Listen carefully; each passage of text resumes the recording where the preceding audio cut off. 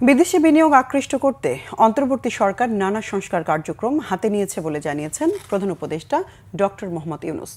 রাজধানীর আগারগাঁয়ে বাংলাদেশ বিনিয়োগ উন্নয়ন কর্তৃপক্ষ বিডা আয়োজিত চীন বাংলাদেশ বিনিয়োগ ও বাণিজ্য সম্মেলনে তিনি বলেন, বিনিয়োগের জন্য বাংলাদেশ এখন সব থেকে গুরুত্বপূর্ণ স্থান। রিপোর্ট সৈয়দ আব্দুল মুহিতের। চীনা বিনিয়োগকে উৎসাহিত করতে বাংলাদেশ বিনিয়োগ উন্নয়ন কর্তৃপক্ষ বিডা আয়োজিত চীন বাংলাদেশ বাণিজ্য সম্মেলনে 200 জনের বেশি ব্যবসায়ী প্রতিনিধি দল নিয়ে ঢাকা সফরে এসেছেন চীনের বাণিজ্য মন্ত্রী। সফরে বাংলাদেশে চীনা বিনিয়োগের নতুন সম্ভাবনা উন্মোচন করবে বলে মনে করেন প্রধান উপদেষ্টা doctor Mohammad Yunus. This year Bangladesh and China marked 50th year of their enduring friendship. This gathering marks a significant milestone in our relationship and growing economic partnership.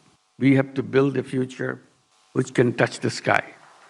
প্রতিনিধি দলের সামনে বাংলাদেশের পাটজাত পণ্য নিয়ে কথা বলেন প্রধান উপদেষ্টা। জানান এই খাতে গুরুত্ব দিয়ে কাজ করার সুযোগ রয়েছে।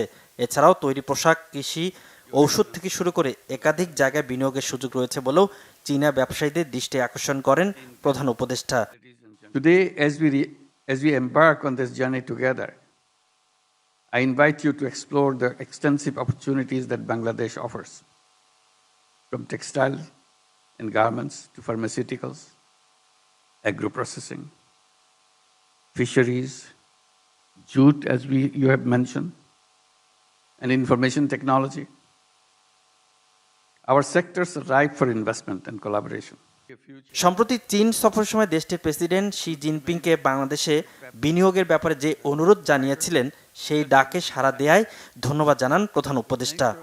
I requested President Xi Jinping to encourage Chinese companies to invest in Bangladesh. Syed Abdul Muhith, Bangla Vision, Dhaka.